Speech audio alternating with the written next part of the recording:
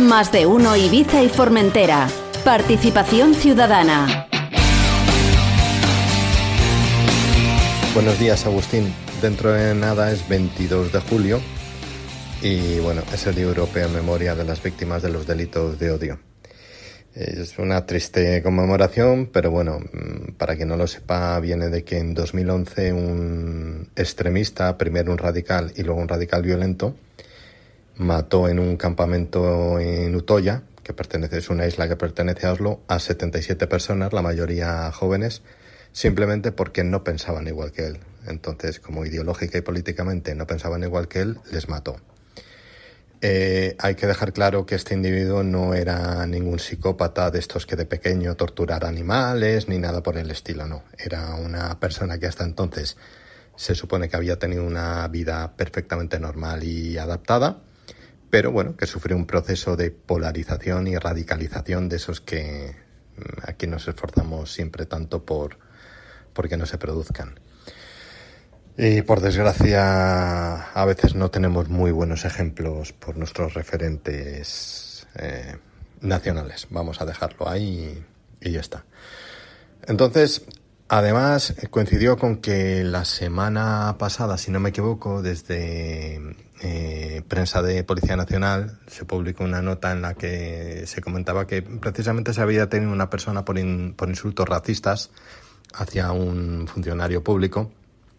Insultos racistas y además un empujón.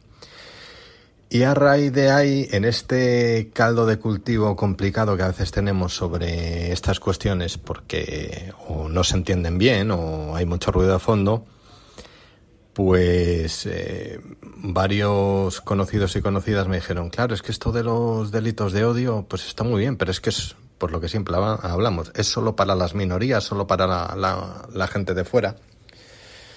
Y estamos perpetuando una falsedad que deberíamos corregir, precisamente para que todo el mundo entienda que esta legislación y tanto los específicos como los distintos tipos antidiscriminatorios diseminados por todo el Código Penal, y luego, por supuesto, también cuando hablamos en el plano administrativo, en realidad no tienen la función de proteger una ideología, todo lo contrario. En todo caso tendrán la protección de proteger ideologías en general, y que todos y todas en un momento dado podemos ser víctimas de un delito de odio, y que es falso que tengamos que pertenecer a una minoría o venir de un país extranjero, eso no es cierto.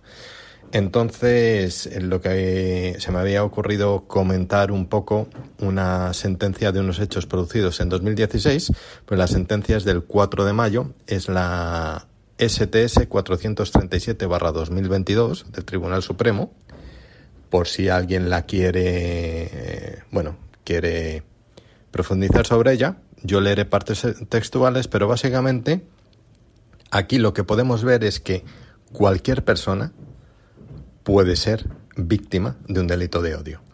¿Por qué? Porque aunque sí que existen lo que se llaman los grupos Diana, que son especialmente visibles, alguno de ellos, y sobre todo en determinados tipos, es lo suficientemente amplios como para que podamos encajar ahí.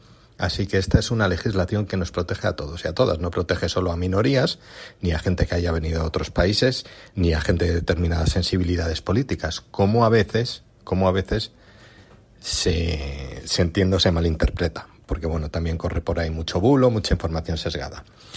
Bien, en esta sentencia vemos como una mayoría es víctima de un delito de odio. Hablamos de unos hechos sucedidos en el 2016, ¿de acuerdo? Los delitos por los que al final se condena a los agresores, los 5 condenados son pues contra la integridad moral, 173 del Código Penal, y el 510.2, que es un tipo atenuado, que es, digamos, lo más específico, la referencia más específica a delito de odio que podemos encontrar en el Código Penal. No hay que olvidar que aún así tenemos la circunstancia agravante, la 22.4, de manera que cualquier delito cometido en determinadas circunstancias se puede considerar de forma amplia como un delito de odio, ¿de acuerdo? Pero en este caso va un tipo bastante específico, el 510.2. Los hechos suceden porque un grupo radical violento realiza ataques contra un colectivo denominado españolista. Es decir, este grupo de personas a las que atacaron son la mayoría. Son españoles y españolas. No se puede decir que los españoles y en España seamos una minoría, ¿verdad? Y sin embargo, estuvieron protegidas por esta legislación. Así que bueno, parece que las cosas pueden estar un poquito más claras. Y además la protección, digamos, fueron víctimas por ser españoles. No es necesario que no sean españoles, ¿de acuerdo? De hecho, se habla de que el odio dirigido hacia todo lo relacionado con España y los españoles es lo que se consideró la razón de la agresión y la humillación que sufrieron las víctimas, atentando contra el principio de igualdad y de no discriminación, porque muchas veces cuando oímos referencias al derecho antidiscriminatorio, pues también tenemos unos sesgos bastante importantes. Así que deja clara la sentencia que el ataque se produce por razón de la nacionalidad española de las víctimas y el odio que exponen y manifiestan hacia ellos con sus actos los autores. Es decir, la víctima es una mayoría, simplemente por el hecho de ser español. Así que, por favor, vamos a desterrar de una vez por todas eso de que este tipo de legislación está hecha o inventada para proteger colectivos minoritarios o extranjeros o ideológicos determinados. Porque además tenemos que repetir que las fuentes de las que bebe nuestro derecho antidiscriminatorio no son precisamente nuevas. Esto no es un invento político nuevo. Digamos, si hablamos del ámbito internacional, tendríamos que ir rápidamente a la Declaración Universal de Derechos Humanos, que tiene 75 años ya. Luego, por supuesto, la legislación europea y, cuando vamos al ámbito territorial, lo hemos comentado muchas veces, la Constitución española, que tiene 45 años de edad, así que esto no es nuevo.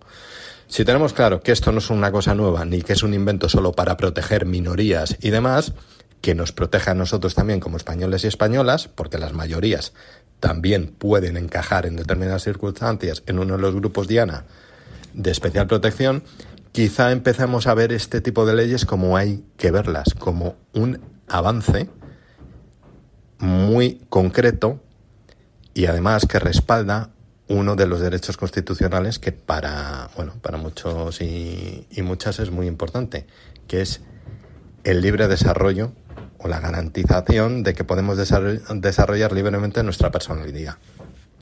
Derecho constitucional. Volviendo a la sentencia, declara una motivación discriminatoria clara. Dice, indudablemente la motivación fue claramente excluyente y discriminatoria, además de que el sujeto pasivo se ubica en uno de los grupos y hace referencia al artículo, es decir, a uno de los grupos diana. Y las frases, los insultos, las acciones consistieron en frases como: putas españolas, fuera de aquí, os vamos a matar, putos españoles de mierda, iros a vuestro país, tú eres una cerda española, hija de puta, iremos a por vosotros, os mataremos. Expresiones bastante radicales. Lo que hay que destacar aquí, y con lo que me gustaría cerrar y que quede bien claro, es que esas expresiones bastante radicales tienen como objeto, como víctimas, a un grupo mayoritario, como es el de ser español o ser española. Y que además se interpreta perfectamente que ese ataque es discriminatorio porque a las víctimas se las escoge por su nacionalidad. Y aunque no sea una nacionalidad de un grupo minoritario, porque la mayoría somos españoles, en España parece lógico, ¿verdad?, pues quedan perfectamente protegidas dentro de esta legislación. Así que esperemos, yo con esto me gustaría haber destensionado, quitado un poquito de hierro al debate sobre estas cuestiones, y que un día como el 22 de julio, que es el Día Europeo en Memoria a las Víctimas de los Delitos de Odio, bueno, pues no se mire con el ojo izquierdo ni con el derecho, sino que se mire un poco desde el centro y desde la prudencia.